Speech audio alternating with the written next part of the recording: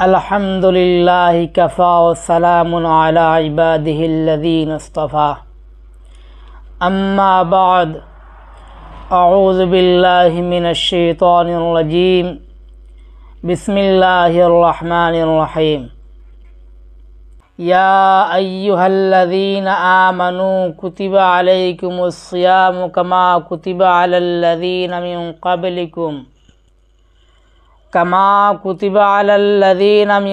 क़ब्लिकुम लअल्लकुम तत्तकून।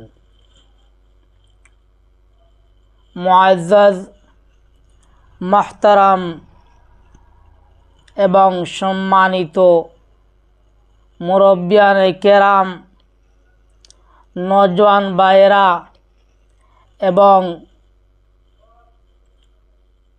विभिन्न स्तरेर ব্যক্তিবর্গ, আমি আপনাদের সামনে ছোট্টভাবে দুটি কথা বলে আপনাদের কাছ থেকে আমি বিদায় নেব। আমি আপনাদের সামনে কোরআনে কারীম থেকে একটি আয়াতে কারিমা তিলাওয়াত করেছি। আল্লাহ পাক পরওয়ারদিগার আলম কোরআনে কারীমের মধ্যে বলেন, ইয়া আইয়ুহাল্লাযীনা আমানু, হে ঈমানদারগণ,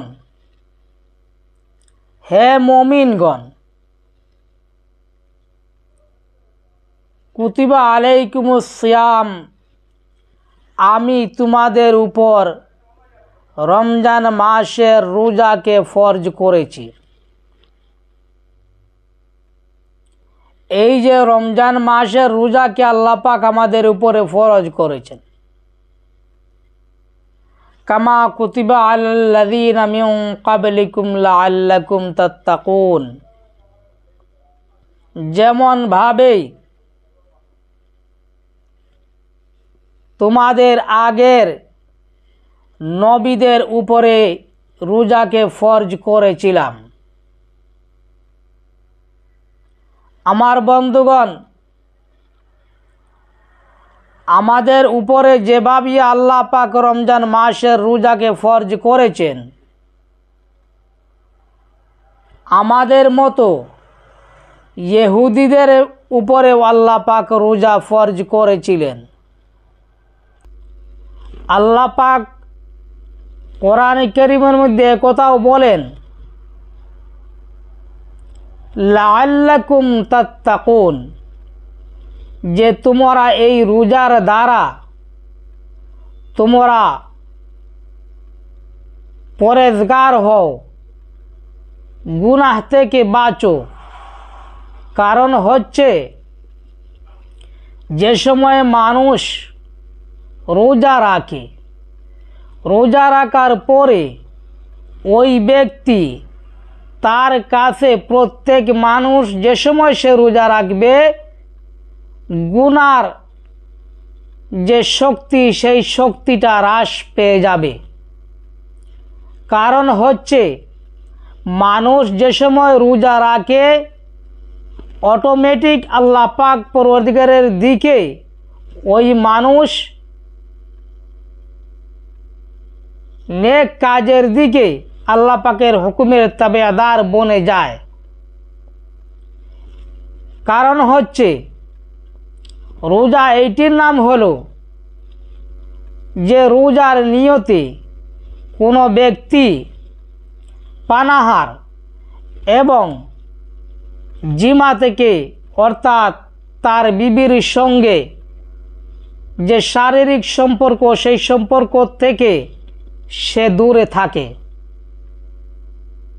এবং নেক কাজের দিকে সে অগ্রসর হয়, যার দ্বারা মানুষ আল্লাহ পাকের নৈকট্য লাভ করে। তাফসীরে মুজহরির মধ্যে লেখা রয়েছে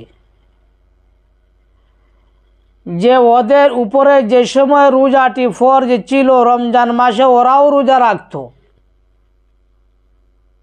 তখন ওদের মধ্যে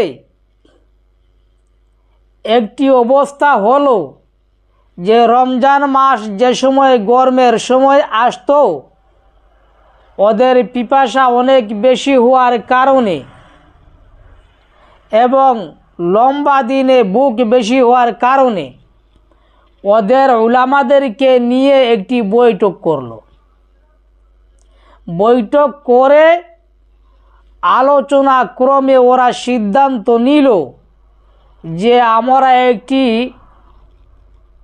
মাসকে নির্ধারিত করে নেই যেটি ঠান্ডার মৌসুমে হয়।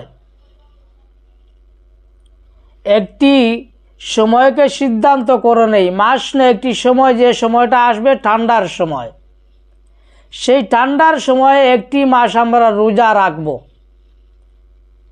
তাহলে আমাদের মধ্যে এত কষ্ট হবে না। আর আল্লাহ যে আমাদের উপরে রমজান মাসে রোজাটি ফরজ করেছেন, এই রোজা আমরা এই ঠান্ডার দিনে নেওয়ার কারণে কফারা স্বরূপ আমরা আরও 10 দিন রোজা বাড়িয়ে নিব এবং একটু আরামে আমরা ঠান্ডার দিনের মধ্যে আমরা রোজাকে সম্পন্ন করব। এবার ওরা আলোচনাক্রমে 30 দিনের জায়গায় 40 দিন রোজা রাখা আরম্ভ করে নিল এবং ঠান্ডার দিনে ওরা রোজা রাখা আরম্ভ করলো। এমন হলো কিছুদিন পরে ওদের বাদশা অসুস্থ হয়ে পড়ল। হে মান্নত করলো যে আমি যদি সুস্থ হয়ে পড়ি তাহলে 40-এর জায়গায় আরও একটি সপ্তাহ বাড়িয়ে নিব আর মানুষদেরকে বলবো যে এবার 40 দিনের জায়গায় আর এক সপ্তাহ বাড়িয়ে রোজাটা রাখার জন্যে। আমার রাজ্যে আমি এটা সবাইকে বলে দিব। এই মান্নত করার পরে সে সুস্থ হয়ে পড়ল। যে সময় সুস্থ হয়ে পড়ে, সুস্থ হওয়ার পরে মানুষদেরকে বলল যে এবার 40 দিনের জায়গায় আরও এক সপ্তাহ তোমরা রোজা রাখতে হবে।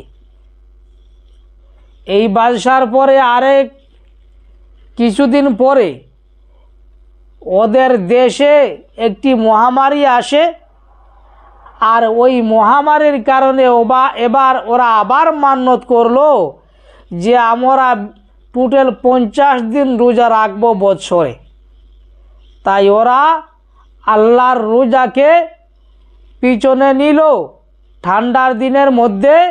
এবার ইচ্ছা মতো বাড়াতে শুরু করলো। আল্লাহর হুকুমকে নিয়ে ওরা তামাশা শুরু করলো। আমার বন্ধুগণ, যেটা বাড়াবাড়ি আমাদের ইসলাম ধর্মে নেই। আমরা 30 দিনই রোজা রাখি এবং যদি 29 মাস হয় তাহলে তো আমরা 29টাই রাখি। আমার বন্ধুগণ, রমজান মাসের রোজা ফরজ হয়েছিল আল্লাহর নবীর হিজরতের 2য় নম্বর বৎসর, অর্থাৎ হিজরতের 18 মাস পরে যে শাবান মাস এসেছিল, সেই শাবান মাসের মধ্যে আল্লাহ পাক রোজাকে ফরজ করেছেন, যেটা ফতোয়ায়ে কাসিমির মধ্যেই হযরত মৌলানা শব্বির আহমদ মাদ্দাজিল্লুহুল আলী, যিনি বড় মুফতি শাহী মুরাদাবাদের, তিনি ফতোয়ায়ে কাসিমির মধ্যে এই কথা লিখেছেন। তাই আল্লাহ পাক আমাদের উপরে রোজা ফরজ করার কারণে আমরা রোজা পেয়েছি, আলহামদুলিল্লাহ। আর আমাদেরকে আল্লাহ পাক তৌফিক দান করেন যে আমরা রোজাকে সুন্দর সুস্থভাবে যেভাবে আল্লাহ পাক আমাদেরকে হুকুম করেছেন সেভাবে এই রোজাকে আমরা পালন করে রোজাকে সুন্দর সুষ্ঠুভাবে আমরা রেখে আল্লাহ পাক আমাদেরকে জান্নাতের মুস্তাহিক বানান। এই কথা আল্লাহ পাকের কাছে আরজ রেখে আমি আজকে আপনাদের কাছ থেকে বিদায় নিলাম। আল্লাহ পাক আমাদেরকে বলা এবং শোনার থেকে আমলের তৌফিক দান করুন। আমিন।